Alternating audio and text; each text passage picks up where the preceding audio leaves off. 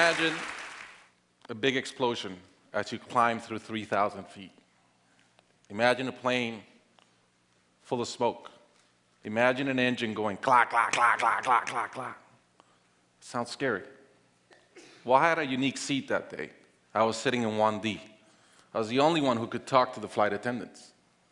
So I looked at them right away, and they said, no problem. We probably hit some birds.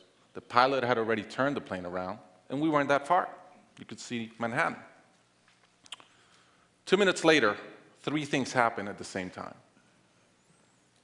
The pilot lines up the plane with the Hudson River. It's usually not the route. He turns off the engines. Now imagine being on a plane with no sound. And then he says 3 words, as unemotional 3 words as I've ever heard. He says, brace for impact. I didn't have to talk to the flight attendant anymore. I could see in her eyes, it was terror. Life was over. And I want to share with you 3 things I learned about myself that day. I learned that it all changes in an instant. We have this bucket list, we have these things we want to do in life, and I thought about all the people I wanted to reach out that I didn't, all the fences I wanted to mend, all the experiences I wanted to have and I never did. As I thought about that, later on I came up with a saying, which is, I collect bad wines. Because if the wine is ready and the person is there, I'm opening it. I no longer want to postpone anything in life. And that urgency, that purpose has really changed my life. The second thing I learned that day, and this is as we clear the George Washington Bridge, which was by not a lot, I thought about, wow, I really feel one real regret. I've lived a good life. In my own humanity and mistakes, I've tried to get better at everything I tried. But in my humanity, I also allow my ego to get in. And I regretted the time I wasted in things that did not matter with people that matter. And I thought about my relationship with my wife, with my friends, with people. And after, as I reflected on that, I decided to eliminate negative energy from my life. It's not perfect. It's a lot better.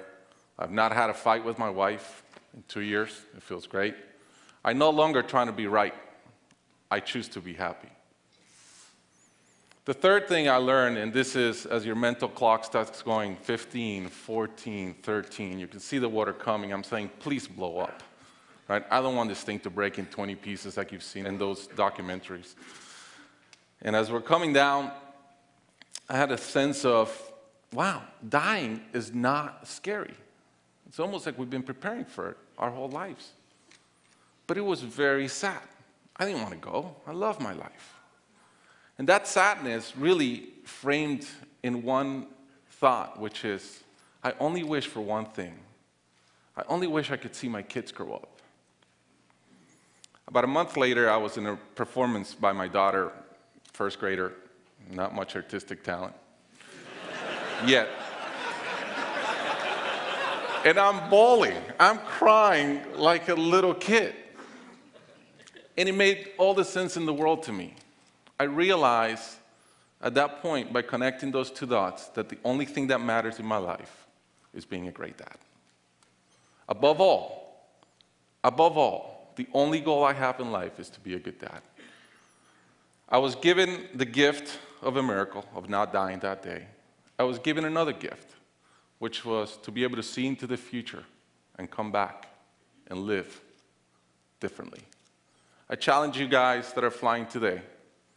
Imagine the same thing happens on your plane, and please don't. But imagine, and how would you change? What would you get done that you're waiting to get done because you think you'll be here forever? How would you change your relationships and the negative energy in them?